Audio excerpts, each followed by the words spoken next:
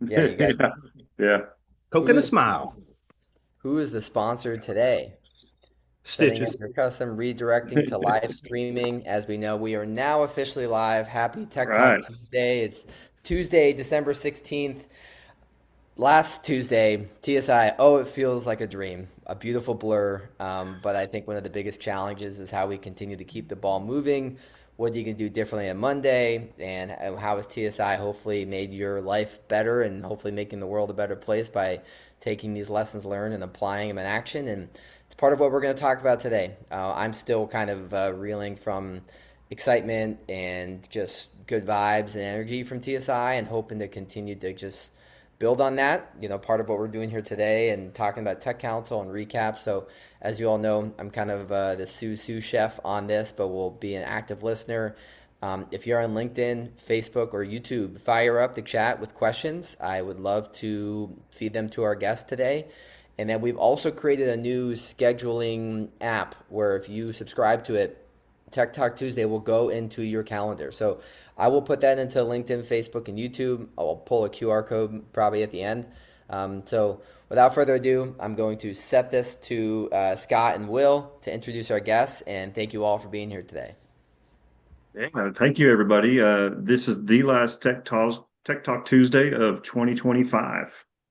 And it seems like a long time ago that we started. This was what we started in April was our first show that we started kicking this off, and been going strong ever since. And we appreciate everybody joining in, and hopefully you can join that link that Kevin puts out so you can kind of catch the ones for 2026. We've had a lot of good conversations about some of the shows we want to bring to you. But kind of kicking off this last show, man, we just got done with TSI. What a great show that was. Thank again to the International Association of Fire Chiefs and Fire Rescue One for helping this. And we got two great guests today that we kind of picked them out from TSI and we asked them if they'd come on today and talk about TSI and technology and kind of 2026 and where we're going. So That's right. And I kind of want to point out a few things, Scott. So one, networking, right? At TSI, we preach it all year. And someone was so gracious enough to throw a hootenanny. And when they throw this hootenanny, they tell you, don't come and be a wallflower. You are there to talk. You are there to meet people and innovate. While there, we're sitting around a little fire outside, a legal fire marshals, legal fire outside. And we run into Ross and, hear his story about being a former Ranger and his current technology, and just his personality. I'm like, hey, man, we got to have this guy on the show. And then we talked to Kevin Henson there. I've known Kevin for years, but I told Scott he had to meet him. Come meet Kevin. You're going to see what I already know. And I think today is set to be awesome, um, for a show. And And before we do that, shout out to Chief Baker, who responded to a cold email from Ross and oh talking about man, pot wash. And then Chief Baker was like, "You should talk to this guy Ross." And I was like, "Of course I'll talk to him if you were recommending him." So thank you, Chief Baker. yeah, man, talent thank you, Chief recognizes Baker. talent. You know what I Yeah, mean? yeah. You're just setting them up, knocking them down. So I guess Scott, of course we haven't gotten a sponsor yet. I'll just keep drinking No, free no. Coca-Cola, but We we do have we some had some leads. nibbles. We've We had some got some nibbles at leads. TSI. Yeah, Yeah, yes, yeah. yes. I offer to give a hand to Yeah. anybody who would sponsor us. So So you might let's. see us wearing some logos on shirts or hats or coffee mugs. Like I said, we're cheap. I We're got a cheap. line here now that I'm going to offer to sponsor. I'll pat your name on the dotted line, right? Yeah. So I guess let's get into some introductions. Kevin, you want to kick us off and then get into Ross? Like I said, I've known Kevin, man, For a minute. 10, 15 years or something like that. Yeah. Yes. Kevin Henson, first, thanks for the invite. You guys kind of ambushed me when Scott and Will came and sat down at the table. So just a little heads up to anybody else out there. If you see these two guys walk up to you unannounced, just be prepared to pull your calendar out and be forced. It was not at will. But Yeah. no, Kevin Henson. I currently have the pleasure of serving as deputy fire chief at the St. John's Fire District down in Charleston, South Carolina. Um, Currently experiencing some northeast weather. I don't know who sent that down here, but y'all can have it back. Woke up this morning with frost on the windshield and 22 degrees, which is not normal for coastal community. But anyways, getting ready to start my 24th year in the fire service, 23 of that being full time. And so, as Will said, I've known Will for quite some time. I had the pleasure to work with him for a number of years in the upstate of South Carolina.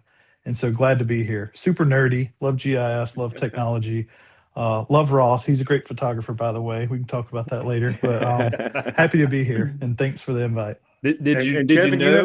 you have your own podcast too? Uh, well, it's on hiatus, right? So Okay. you're the second person. First person is my wife. Like, when are you going to get back on here? So I did start one early last year called the Stick Figure Purpose. Loved it, and then time kind of got away from me and a busy life. But this has reinvigorated. I was a guest the other day for the Project Command podcast, and so that and you guys have kind of reinvigorated the need to light a Good, fire back under my rear end and start doing it again. So yes, sir. good.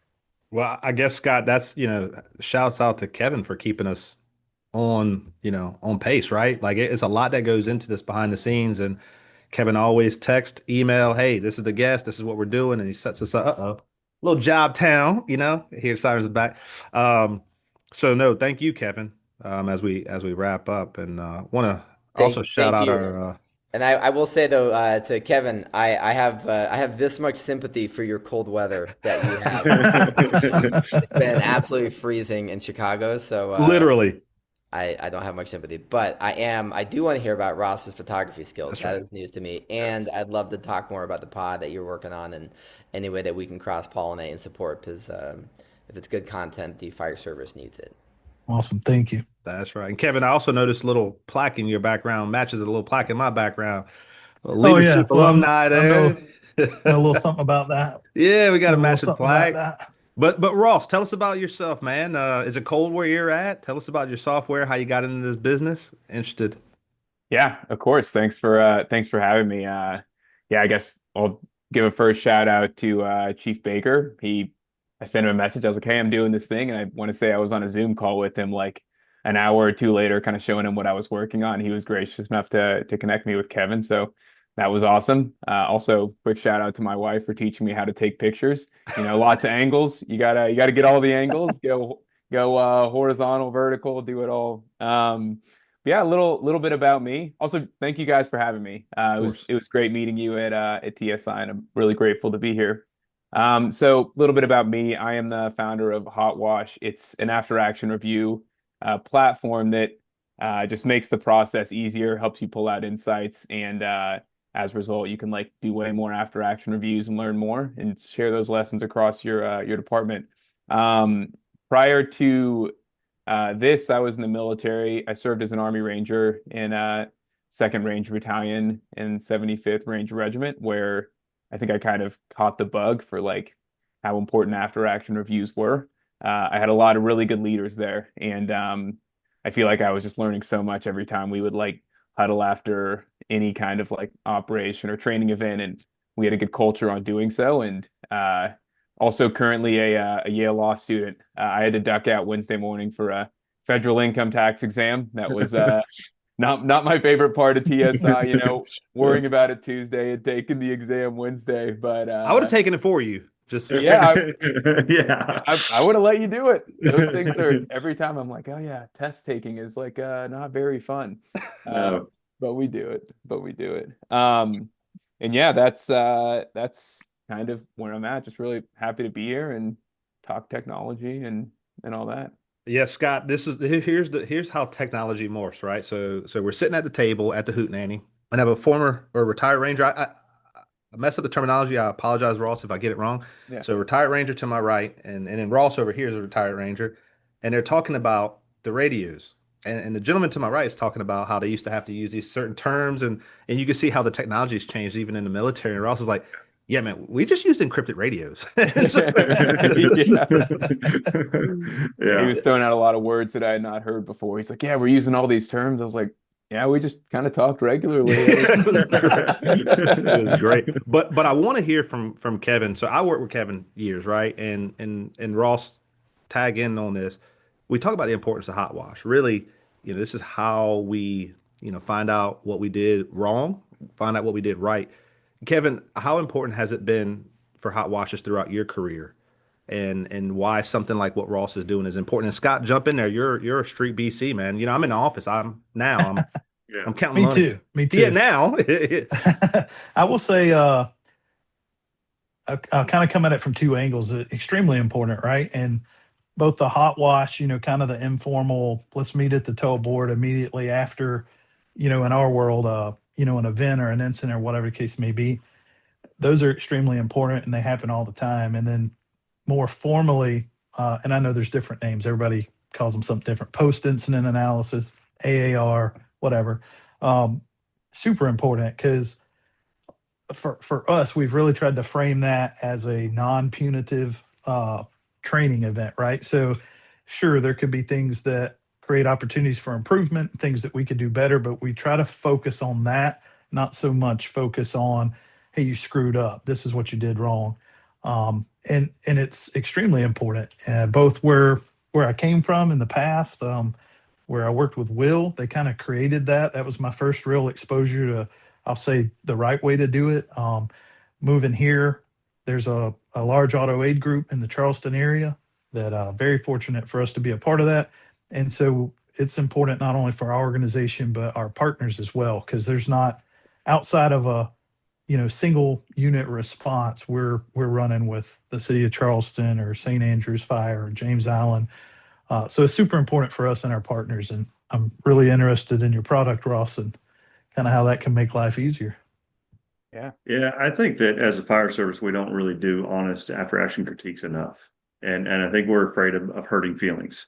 And nobody wants to admit that when they made a mistake. So we shy away from them, unfortunately. And then I'm going to use a conversation I had with Daniel Deere, a really good friend of mine, good guy. You probably heard of him. But we talked about lessons learned. And he's like, they're not lessons learned if you didn't learn them. They're lessons to be learned. And so I've really taken a lot of that, idea is like, these are lessons to be learned until we've put them into practice and learned them. Yeah. And go ahead, Ross. What do you think? Yeah, I think because speaking of the terminology, we also had some different terms where like a hot wash is one thing and an after action review is kind of like your more in-depth formal version. And I think the fire service has a similar thing with tailboards and like PIAs. And from what I've seen, I think tailboards are really good. The departments have good cultures of like doing these things and talking about what went well, what didn't go well. But I think the issue is that these PIAs or after action reviews, so like more formal things, are what I would consider in this quadrant of like really important, right? These are the lessons that the folks that aren't there like need to learn from. Mm. So the organization gets better as a whole, but not urgent, right? So like takes a lot of time to do, and there's not really any driver of like we have to have this thing done because I'm not aware of any like regulation that's like, oh yeah, we have to have a formal AAR on these kinds of things. So like what we do is just try to make the process, we try to like kind of close that gap where like you're already having that tailboard conversation. Let's just capture that information, organize it, and then use it to kind of share those lessons. And I think there's also, Scott, to your point, I think that culture piece of the honesty and like being willing to give and receive feedback, I kind of see that as like a muscle to be flexed, right? And I think organizations that do after action reviews frequently, you flex that muscle more. And if you're doing them infrequently and you're doing one honest to goodness after action review every year when you have a really major incident, like it's going to hurt a little bit when somebody's like being critical of you and they're like, hey, you could have done this better, right? Because like as somebody who's like given and received a lot of feedback, every time somebody tells you that like there's something that you can improve, it doesn't feel great initially, but I think the goal is to do these things more often. So you start flexing that muscle so it becomes natural. And then what you do is you like shorten that period of like somebody tells me something critical. Wow, that's not great. And then you're back on your feet and you're like, I'm going to use this to get better, right? Where it might take a little bit longer if you're doing this thing like once a year. Yeah. I like it. I like it. Yeah. I know at I've got Columbia. Go ahead, Go Scott. ahead. I was gonna say, so I've got a story that from my own experience, but we had a very close call, actually during COVID, where I think we kind of got complacent during COVID. Mhm. But I'd just taken command, a ceiling floor assembly collapse happened, and we're very lucky we didn't kill three firefighters. One of them actually had a rotator cuff injury from it. But afterwards, I wanted to have a outside party come in and do an after action report, like a thorough report, just to did we miss anything? Is there anything we can learn from this? And it was interesting. There was some pushback from the firefighters. They thought we were out for a witch hunt, and it was kind of like, guys, when have we ever had a witch hunt in this department? We're not out for a witch hunt. So fortunately, the individuals, well respected firefighter from the area, Steve Bass, he did a really good job of soothing the concerns of the firefighters, and he even said he's not going to be part of it if it's for a witch hunt. And so we're like, we're not out for a witch hunt. We just want to find out, was there something we missed? Is there some way we can improve our operations from this? And that's the most important thing is what do we learn from this? How do we get better? And how do we, if we had any mistakes, because a hot wash doesn't mean something went bad, right? Everything could have been great, but how do we do better? And it's kind of along that line set, Kevin, with accreditation, right? Continuous improvement. We can have a flawless call, but how do we get better? Can we get a little bit faster? Can we, pull this tool? So one of the best I saw do it was while I was in Columbia was Chief Laird, and just very matter of fact. And I remember listening to something on the radio, and there's some folks not listening to a certain command. I won't go into details. And myself and Chief Folsom arrived on scene, and I remember Chief Laird called everybody together. He's like, "Hey, come here, everybody! Hot wash time. Can you hear me? Yeah, can you hear me? Want to make sure he got everybody's attention." And some things were addressed. And then he looked over his shoulder. You realize, like, oh man, there's some higher ranking people. We told, hey, no, keep doing your thing.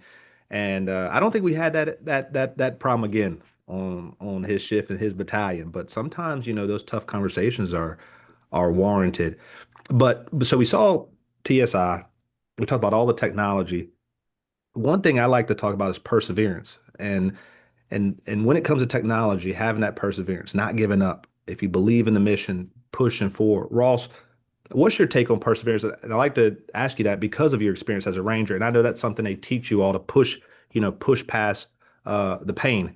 Now, for us buying stuff, the pain may not be physical, it could be mental or financial, but how do we persevere when it comes to technology and push past those pain points, so to speak? What do you think about that? Yeah, I think as far as is this like technology adoption generally? Yeah, adopting and buying. Yeah, There's I pain in think both.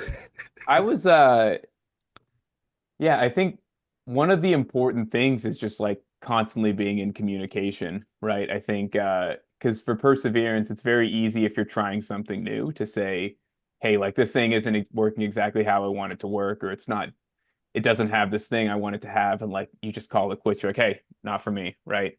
And I think, at least in my case, I have had a lot of luck with working with different fire chiefs from these different departments we're in that are like they're not giving up when they hear like, oh, it can't do this thing. They're like, hey, Ross, can you make it do this thing? And I'm like, sure, why not, right? And ultimately, like there's this conversation that's had, and I understand that there's a benefit of being a smaller organization and me having built the thing out that allows me to like do that. But I think like being very vocal about what you want to get out of it to these people, because the understanding, I think it's easy to assume that, oh, they have their product and they're not trying to improve it or like it does this thing, but like maybe you vocalize like, hey, I wanted to do this, and it's like they're like, oh, that's great. Let's actually build that in, right? Mhm. And I think it's this constant conversation back and forth, and maybe they'll come back to you and say, is this is like kind of the ethos of what you wanted? Is this what you want? And maybe it solves the problem even better than you were anticipating.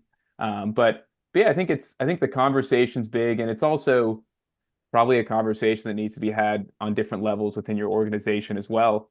Where if your line folks are having pushback on it and they're not liking it, then like relay that to the whoever the software vendor is, right? Like, oh, they're having these issues, they don't like this thing.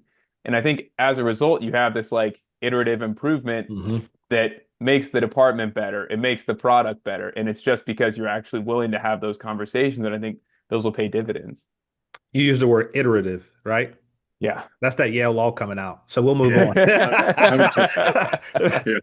My man forgot he's talking to firemen. If You you ain't, can't you ain't spell gonna it, you hear that can't from use me. it. Yeah, you got to be able to spell it.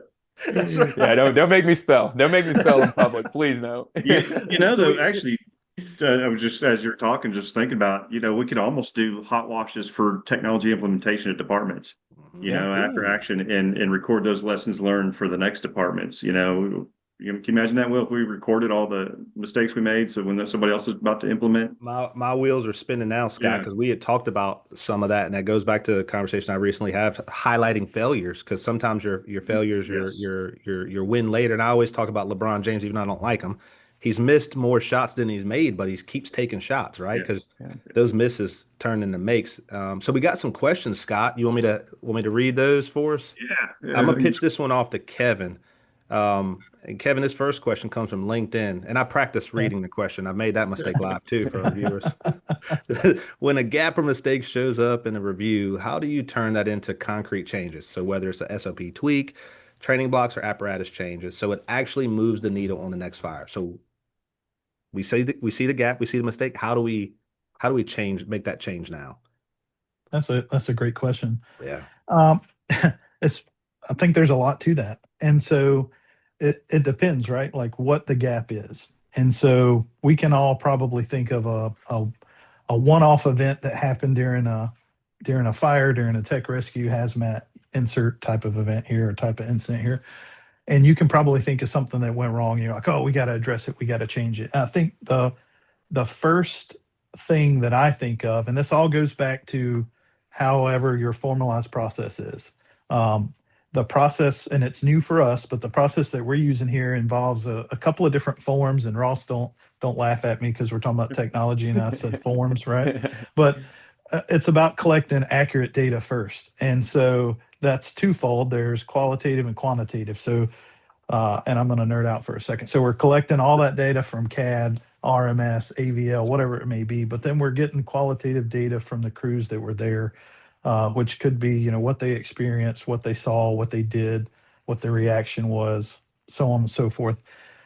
I think taking that information, and we do involve our training folks, both at my prior organization and this one. That's almost who the moderator is when we do a formalized after action. And so by framing it as a training event, I think it kind of sets the stage for the question that was asked. So we treat it as training, and so it's kind of like intelligence gathering, right? Mhm. There's information and there's intelligence, and so we take that information and we talk through it in that after action and create actionable intelligence, and then hopefully, because training's in the room, the idea is that we hand that off to them, or that they naturally take it, right? And that they start developing that into uh, we do performance standards is what we call some of the stuff, whether we develop a new performance standard or a quarterly training, or it could be something that's just in time training, something that could be a lot less um, intense. That might just be an informational bulletin. But that was a very long answer to their question, No, but good. essentially it's just taking information, creating intelligence, and then feeding that to the training division that can then kind of guide our next steps. No, great answer. I know Ross used the word iterative earlier, so you had to just take it one more step. So Kevin, perfect. I didn't say iterative. Again, I can't spell that either. So Yeah, he formative, like a collection Yeah. of data. All that accreditation talk came out. Great, yeah, great. I did nerd out for a second there. Yeah, just for a second. It's okay though. It's allowed. Yeah. It's allowed. It's allowed. So the next question, and maybe this is something for you, Ross. This is talking about if a department is just starting to formalize post-incident hot washes, right? They're just starting out. What are the first metrics or questions to show leadership that this is a performance improvement, not a witch hunt? So how does your software, I guess, help do that? What Yeah. performance metrics are we looking at? Yeah, well, I think seems like this is a two-part question. The first one is making sure it's not a witch hunt, which is something that we've kind of touched on a few times.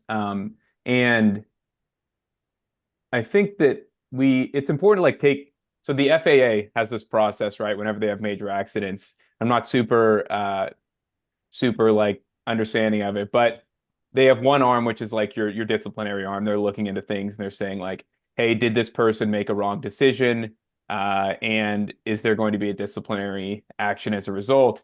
And then this other arm is actually this like process improvement arm, right? Where they're like, what happened in this process that we can improve to make aviation safer as a whole, right? And the nice thing is these two things don't get to interact with each other. And I'm pretty sure it's like two interviews, and like you can say one thing like to one and it's not going to get past to the other. But I think it's important to like look at AARs from that direction of like setting the standard of like, this is not going to be a punitive process.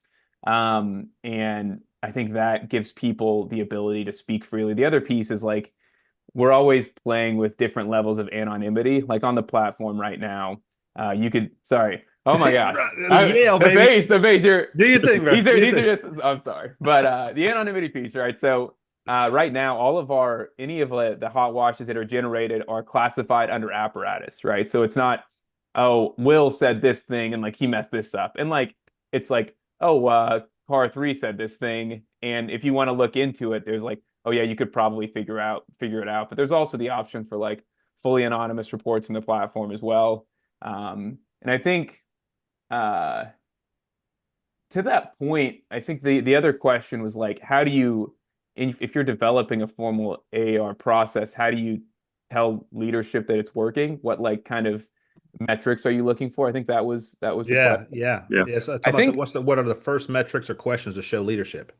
yeah, I think I'm not sure if there's individual metrics that I would kind of say are really important, but I think just like the end product is really important. Like if you're doing it, I think what you show leadership is like, hey, we did this formal AR, we have this experience and this lessons learned, and now we can take this slide deck of experience, if you will, and share it with the rest of the organization. And I think the way that you show that this is something valuable is showing like, hey, these people that weren't even at this fire, like learn these lessons that the people that were there learned.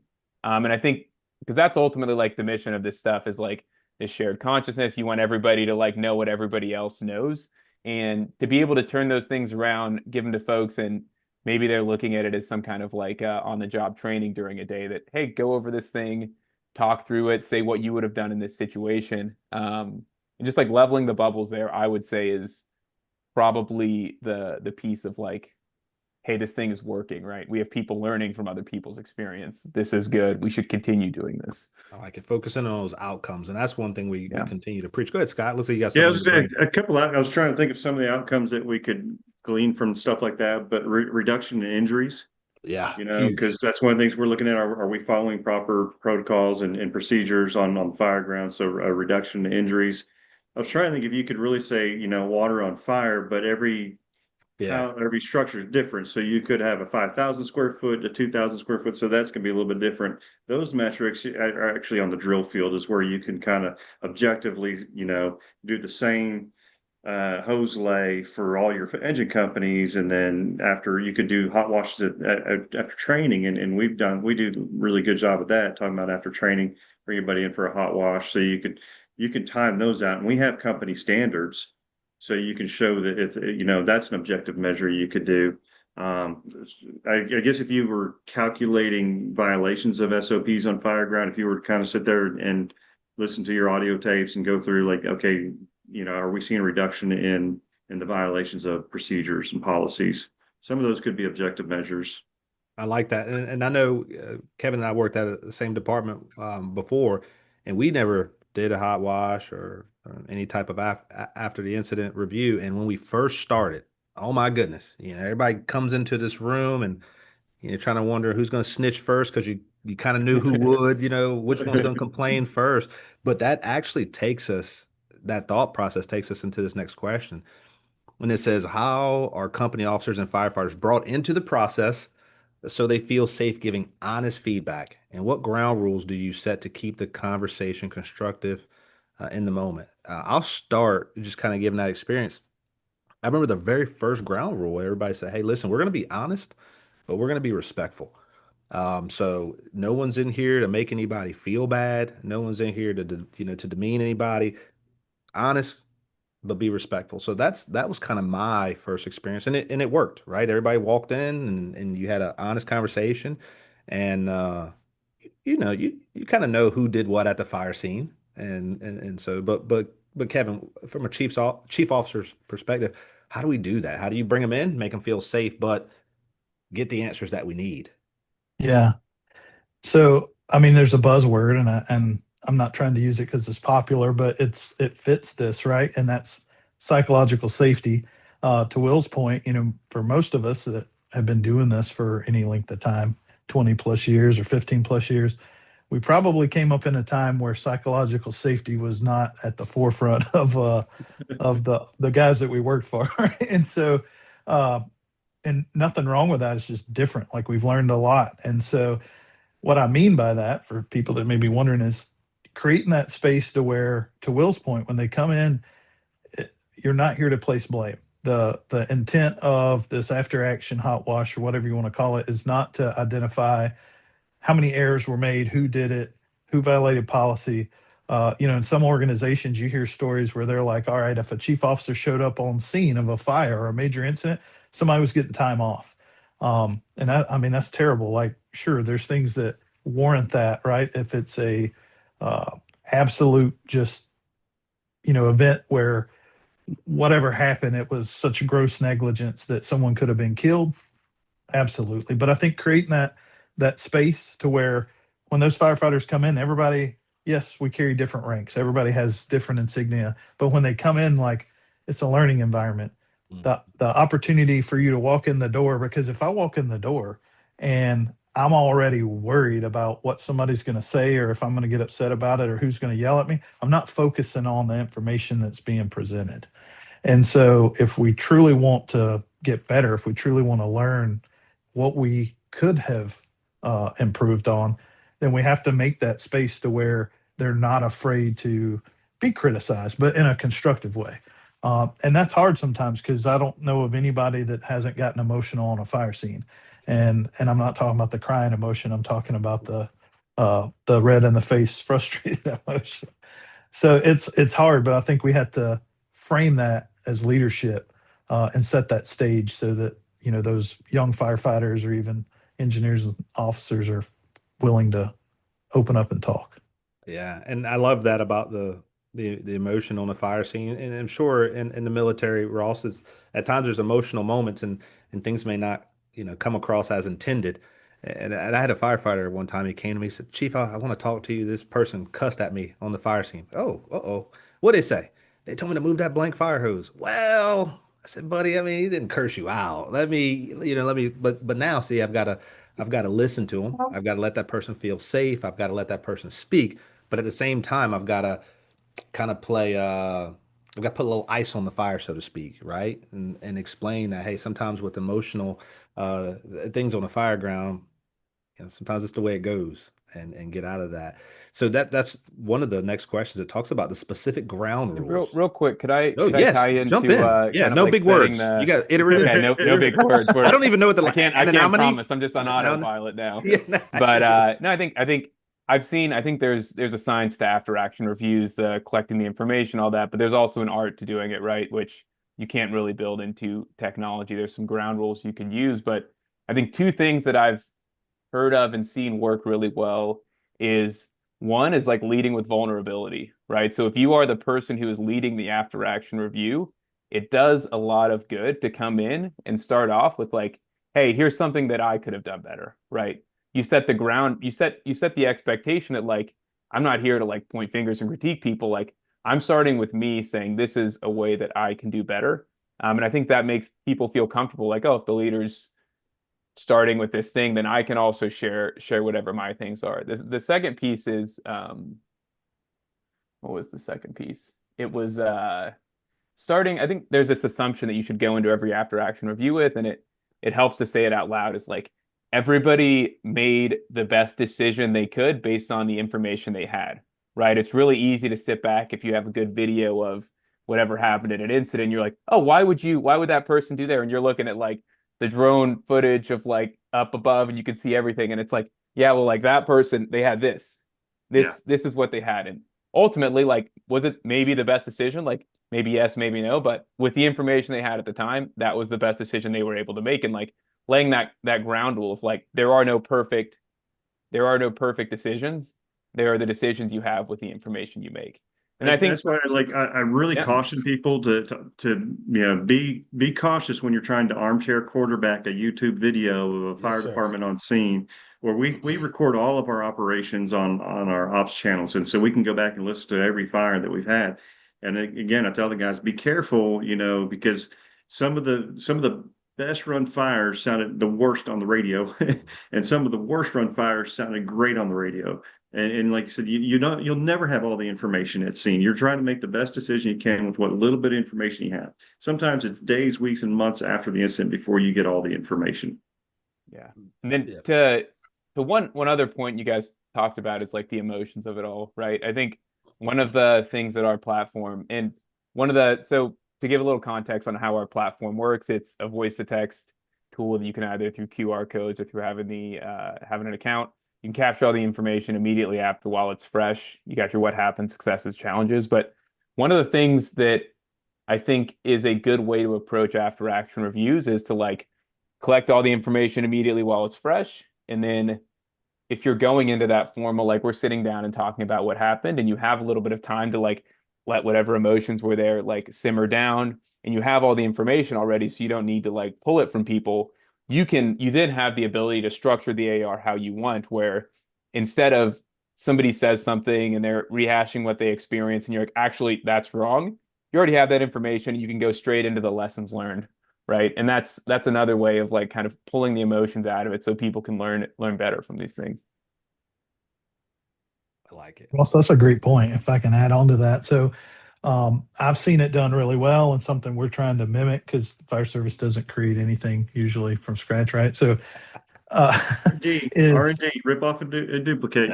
that's right. And so gathering that information, again, we won't talk about the technology we're using because Ross will laugh, but collecting that information almost at the same time they're doing an incident report. So again, it's fresh on their mind, and we try to focus on that first arriving company.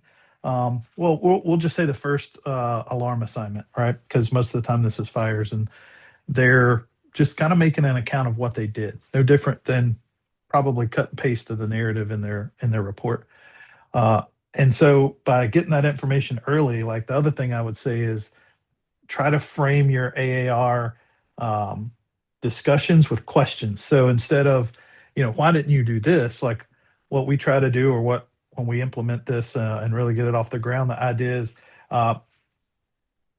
engine 701. How about you walk me through the conditions upon your arrival and the actions that you took? And so instead of questioning what they did, you're actually just asking them to kind of paint that picture. And as they walk through it, more times than not, speaking from past experience, they kind of start identifying things themselves.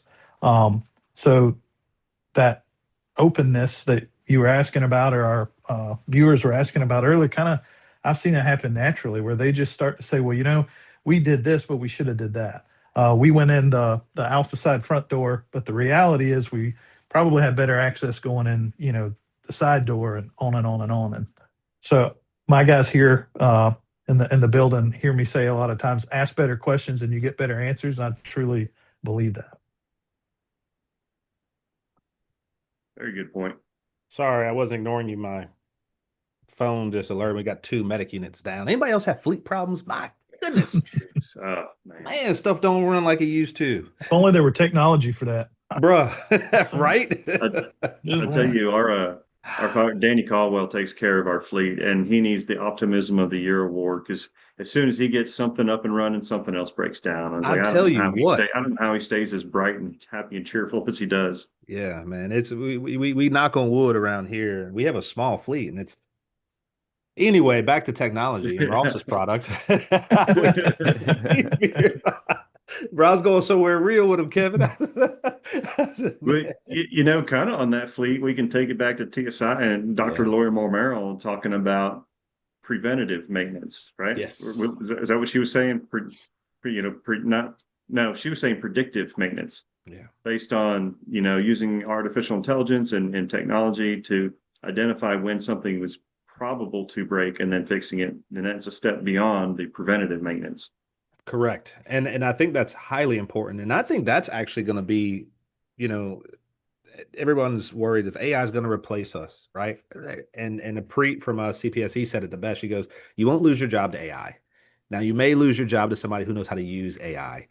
And I think the minute, people get real about AI and start using it for that predictive maintenance and predictive runs and patterns like that in your area, and you can kind of set things up, that's where the rubber's really gonna meet the road. I really think we're also your product is based around technology. Yep. Where do you see the future of technology in the fire service? Where do you think we're headed from someone coming into this space? Yeah. Um, I think in looking at, I'm always surprised by like the amount of administrative tasks that have to happen. And I think that I was listening to one of these previous. Say that one more time for the listeners, because Sorry. chiefing ain't easy. I just want to point that out. No, You like young there's firefighters, stay on the back of the trucks. You guys sit up there. You guys sit up there in the ivory tower and make it look hard. Bro, I'll be over here sweating. Trucks breaking. So Ross, yeah, yeah, yeah. Scott's a street boss. I'm in the office. I type for a living. Okay. So back to your original point. All the Yeah. administrative tasks we have. Go ahead. Yeah, Continue after that. I think there's yeah, let me just say it again for the people in the back. There's a lot of administrative tasks that I see, and we got to applaud our administrative warriors. Um, but I think what you're gonna see is the administrative stuff being taken off the plate, and what that allows you to do is like put more time towards like the training, right? Or whatever you're able to do to get better at your job. There's this like I was listening to this one of these Tech Talk Tuesdays from a while ago where the idea was like, hey, AI is going to give you back more time, but like don't just like build up a bunch of other stuff that's also like kind of not necessarily the most important stuff, like take on new projects if it's going to help the organization as a whole. But I think what you're going to see is like hopefully less time doing administrative stuff, less time on the computer typing stuff in, and then more time actually just like training and getting better, and more specific training that's driven by some of the analytics that you have. And as a result, I think you're going to just see an improvement in the fire service that's just driven by better training and more time to do it. Yeah. But Yeah. No, I'm not super bullish on AI firefighter robots running into fires in the near future. But I think you that just gained a bunch of likes, I'm sure. Yeah, yeah. yeah, but I think the administrative stuff, I think there's going to be less of that, which will put more time towards actually like getting better at the job that you want to do.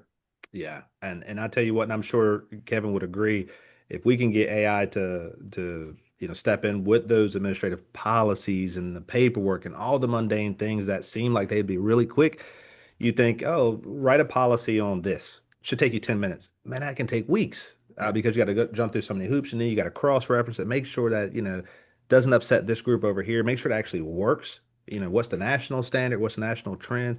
There's a lot of things that go into that I'm hoping AI will, as you said, kind of take that load off administratively. Kevin, what do you think? I mean, I'm sure you may agree. Like, I'd ride a fire truck tomorrow. Well, if my arm worked, and if I had the time, it's just You got that clipped that's where our wing, passion is. Yeah, Ross put it very eloquently, so I won't. as he keeps doing. I won't repeat what he already said, but I absolutely agree. And something that there was a awesome quote and a takeaway from TSI. It was actually Chief Kraus from St. Lucie. He was in the. It was a 2-part Microsoft Copilot training, and the takeaway from that, he said both days, was AI is going to create more time. AI is going to save you time on administrative tasks. What you do with that time is super important. And his challenge to the class both days was don't fill that gap with more work. Take that time to spend with your team, with your crew, with your family. That people stuff that AI is creating more time for you to do. And I thought that was awesome because on. that's what we do, right? And it doesn't matter if Ross is writing code for software, or Will's writing policy, or Chief Rosenberry's out there doing incident reports from the 90 calls he ran on the last shift. If we can save a little bit of time, it does create space for us to do more meaningful things. And that was awesome. That was probably the bold print note that I underlined 50 times from TSI. That's huge because as humans, we tend to fill that with more work. Yeah. And go ahead, Scott. But those were two packed classes that Dave Williams and Sign Rain, our two of our good friends, put on. And it may not be a bad idea for a show later this year is have them come on and do that actual workshop on Tech Talk because those classrooms were packed. And I remember hearing, of course, it was funny because when the chiefs got up, I wish I'd known that 10 years ago. Well, they didn't have the ability to do that 10 years ago, but 10 years ago, I think we just got Siri on our phone. I was like, Siri, text it. Look at this. Yeah. I think we were still using the Razor flip phones 10 years ago. Yeah. But no, we need to bring them on because those classes we first one was kind of like a basic AI 101. So we were thinking, well, this crowd, we got a bunch of tech guys that shouldn't be that packed, but the room was packed. We had to go get more chairs. And then the second class was how to build an AI agent, and the room was packed again. So Yeah. definitely two workshops that we bring to our friends on Tech Talk Tuesday for sure. Yeah. I got so on TSI, Kevin, for anybody that didn't go, what's something that they probably missed that they should have you've got an opportunity to say, hey, you missed this. Here's what you should be looking at. Oh man, I would say, and Will kind of hit on it earlier, networking, and that probably those that know me, that aligns with my personality because I like to talk. So I think the networking is huge, and shout out to Kevin and Kevin, right? Got to be friends now. Um, he caught me in the hallway, and I had never had a chance to talk to him. He caught me in the hallway during Fire Dogs, which was fantastic. And asked that question like, what have you liked today? What have you seen? Of course, Fire Dogs is a whole another world. I like that and nerd out on that stuff. But the networking. So from that moment and that, stopping in the hallway, making you feel welcome, making you feel like, they genuinely cared about why you were there throughout the entire week, talking to folks from all over the country, really all over the world. That part was awesome because I can't tell you how many people I walked away with that I've either already reached out to or plan to ask questions about either something that they presented, the fantastic picture they took, like Ross, or a question that I have. So networking, number one. Number two was just I don't know anywhere where you can get the quality of people in the tech world. And I was sharing with somebody recently. You got Dr. Laura Moore Merrill, you got Rebecca Harn, you know, on and on, Mike Cox. Like you can go down the list of people Rock stars. that are absolute rock Rock stars stars, bro. in the corner of the data Yeah. analytics or technology that they Yeah. work in, and they're in one space and they're hanging out and they're sharing information with you. So I don't know if you're a nerd like me, that's the place to be. But the lessons taught were fantastic. I'll keep it brief. Probably my favorite one for the operational bone that I still love in special ops is DC Fire and EMS on the American Airlines Black Hawk crash into the Potomac and how they used Survey 123. That was phenomenal. Um, like just tons of things that I took away from that. So no, great job for all you guys putting that together. It was great. And it kind of goes into that other question, Scott, where it talks about, and I'm not going to read it, but just wanted to touch on what Kevin was talking about, where it talks about, having that humility, and that's what I saw there. When you have, like you said, the folks like Dr. Lori and Mike. I mean, these are movers and shakers in our entire industry, and the humility that they have, where you can just walk up and sit beside them and have a conversation. That doesn't happen every day, where you can sit beside the former U.S. fire administrator and talk about barbecue or technology, right? Like they're just normal people. Now, Ross, this was your first TSI, Yes. so I guess Scott, the same question, right? Ross, Yes. what was your takeaway there? Yeah, I think I come at it from the unique angle of being like a very early company, and I had the opportunity to present with some of the other like early company slash research folks that had easels as well. And I think the takeaway for me was just having all of this like fire knowledge in one place and being able to have conversations with them. Because the most valuable thing to companies like mine and people that are early in their kind of development stage is just conversations, right? They need to know, like, is this something you want? Is this a good way of doing it? Is there any other like problems you're seeing that might be aligned with this thing that I'm trying to accomplish. And I had so many of those conversations. And that was incredibly helpful for me. And if I had been able to go to TSI, like if I had thought to do it maybe even a year ago when I was at like the idea stage, I'm sure it would have helped like accelerate the development of like putting building something that is more useful, right? And I think that was really useful for me. And Ross, we spotted that Scott and I we talked about, we love to have vendors on here, obviously, right? People that are driving, but when we see, smaller upstart company, we wanted to say thank you. Thank you for coming to TSI, making that investment, whether it's time, money, energy, and showing us that you really are part of this culture. And so we wanted to kind of make sure we brought you on, highlight the product.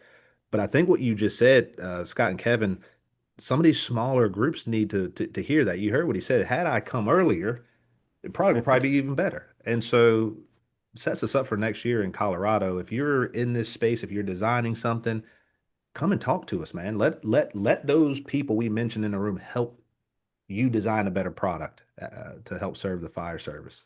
And that goes with one of the questions that we had from probably a company, but how does a company, focusing on fire and rescue safety products rather than software, best engage with this community to gather meaningful and end user feedback that informs our new product development for North America? And I think that it's going to those events like that. FRI, there'll be another kind of smaller tech event at FRI. Kevin's putting something together for FDIC. It's getting in those conversations and just kind of, or you kind of cold called somebody, which be careful, like don't do a sales pitch cold call, but it sounded like you did more of kind of an information gathering cold call, like, hey, I'm just curious about your thoughts on this. Yeah. Yeah, no, Is that absolutely. right? And I think I kind of mentioned it earlier, but what I would ask of the fire service is be willing to have these conversations with folks, right? Because I've seen, I'm sure your inboxes have like a million emails from like a million different companies, right? But maybe look at the ones that are like, oh, this is like a small person trying to like do this thing. And I think there's a lot of benefits that they have by like getting the information and making their whatever they're building better. But also you can benefit from that by maybe nudging them toward a bigger problem that they're close to solving that you can kind of push them towards. And I think just that conversation from both sides is really valuable, and I think it's going to drive the fire service forward. That's a good Yeah, I've had point. several conversations too. Yeah. Like I said, people have reached out. Like the one thing that I won't respond to are just the cold call sales, It's his emails. pet Because some of peeve, those, man. It's his yeah, bugaboo. I mean, some of those connections on LinkedIn, I dread hitting connect because I know as soon as I do, I'm getting the sales pitch, Yeah. but if you're a company wanting that kind of engagement, I think, reach out and like, hey, I'm not trying to sell you anything. Yeah. We're just trying to, gauge our product and figure out how we make this better for the fire service. Yeah. I think that's the key, Scott, because I'm like you. And when, as Ross was saying it, I saw your face. It's like, Scott hates those messages, those calls. But you're right, right? There's a difference between, hey, I want to reach out because I want to sell you something rather than, hey man, I want to reach out so we can make this product better for the fire service. Like sales are going to handle themselves. If you make a good product, Yeah. it's going to sell itself. Matter of fact, I had a vendor say that. We were at a dinner and we were talking, and I was like, hey, how's sales? He says, listen, this product sells itself. He said, you really don't need me. I'm just out here to introduce the product. It sells itself. So that's the importance. Coming to TSI as a vendor, connecting with your audience, with your potential customers, helping make those improvements, and the product will sell itself in the end. Yeah. Yeah, because I'd say like our conference is like Kevin Sofin likes calling it the unconference. We're unique. We really try to drive that interaction between companies like Ross's and chiefs like Kevin. We want to drive that conversation. So companies aren't developing a problem for or a solution for a problem we don't have. Yeah. Yeah, no, and I'm looking forward to next year. I came home and I was already ready for the next one. Not for people. I needed a break from people, but Yeah. yeah, it was a good time. What do you say? We got a few more minutes. Ross, are you coming back next year? What's the future look like for Hot Wash? Pump your company up, man. We got a few Yeah, minutes, yeah. I bro. guess this is a good time to kind of like say exactly what we do. So, Yeah. capturing information immediately after using voice to text. It's got this nice polishing feature that people like. They can add all the ums and ahs and take breaks, and what you get at the end is this super polished, good looking narrative, and success and challenges are going to be organized as well. And people ultimately just copy and paste that into their RMS system because it looks really good. The administrators, they love that these reports are really in depth and look good. And then we have some tooling up the chain that will generate an after action review from all the multiple perspectives that you have at a scene. We also have like personnel evaluations. You can use this stuff for like recruit schools, I think. And the other feature we have is you can take a report and upload your policies and procedures. They're stored in a vector database, and it cross-references a report against those and says like, here's our alignments, here's our deviations. So kind of takes the legwork out of doing that yourself. Yeah, and we do 30-day free trials if you want to try it out. I think I'd like to say that our product sells itself. We're getting a lot of really good traction in Connecticut and Michigan so far. And the other thing is like one of the conversations that we had or kind of along the lines of the product selling itself was one of the assistant chiefs we were speaking with. He was like, but if I do this 30-day free trial and then at the end I try to take it away and my guys are pissed off, I'm like, then that means it's a good product. That means it's doing its job. Yeah, And it's that's a fun good problem to have. yeah, exactly. And I was like, Yeah. and there's always this like, oh, is this just gonna be another thing for the line that we're putting down on them? And what you ultimately find is people are spending way less time at their computer because they've got all the information they need. They just copy and paste it over. Yeah. They're done. The organization gets better from better data collected at these things. So yeah, just open to having folks try it out. And then the other thing is like during the trial period, there's a lot of like, hey, can I do this thing? And I always get myself in trouble because I'm like, how hard could that be to build, right? And then like, guess what? Some of this stuff turns out actually pretty difficult to build, but like we figure it out, and that's how the product gets better. So yeah, that's my pitch. You could reach me at you can see it at hotwash.com or reach me at ross@hotwash.com. I like it. I like Awesome. it. Great. Yeah. Yeah. And you know, we listen, you got a veteran Yale law student, you know, he's trying to help the fire service. Give him 10 minutes to go check the site out, folks, you know, and see if it's something that this is one thing we're trying to do with this podcast is highlight some of the smaller upstarts and give them a fighting chance in this business because they're all trying to help us be better, trying to help us get home to our families, protect our communities. And, you know, we want to pass that, I guess, forward, or else, I guess, you know, I need a big word for that. Maybe we can talk offline. Give me some big word. Could I add oh, sorry. I know Kevin's got a meeting, so he's got a hard stop, but I was wanting to see if you had any parting words before you got to leave. For me, no, glad to be here. Ross, the only recommendation I have for you is, you know, they're looking for a sponsor. So hotwash.com could be the first one. You know what I'm saying? Like, there we go. Yeah. 6-pack of Coke, baby. No, great conversation. Again, thank you guys for letting me be here. Yeah. It's always awesome talking shop with people not only in the fire service, but like yourself, Ross. And the photo joke we keep making is I was fortunate enough to have 2 team members here from St. John's that were with me. And we were standing in front of the IAFC banner that was at the top of the escalator. And, you know, it's always awkward. You're looking around like, who are we going to ask to take a picture? And Ross hopped up with that smile on his face and offered to do it. And later we find out that he's an entrepreneur and that we're going to be sharing the stage together today. So it turned out awesome. But no, Ross, I think you made a lot of good points. Really appreciate the conversation today and hope that we can keep this going. Thanks for what you guys did at TSI. And for anybody out there listening, make sure you're in Colorado next year. Sir. And what's your podcast we should be looking for that you're going to start up again? Yeah, so it's called The Stick Figure Purpose. You can find it, or I'll slow that down. I'll talk to you. It's The Stick Figure Purpose. You can find it on Spotify, Okay. Apple, all that. So I like talking shop. So really talk about leadership, some technology stuff. We've had everything from upstart with a guy named Chance Craven that is here in South Carolina. That's done some really great nonprofit stuff for firefighters.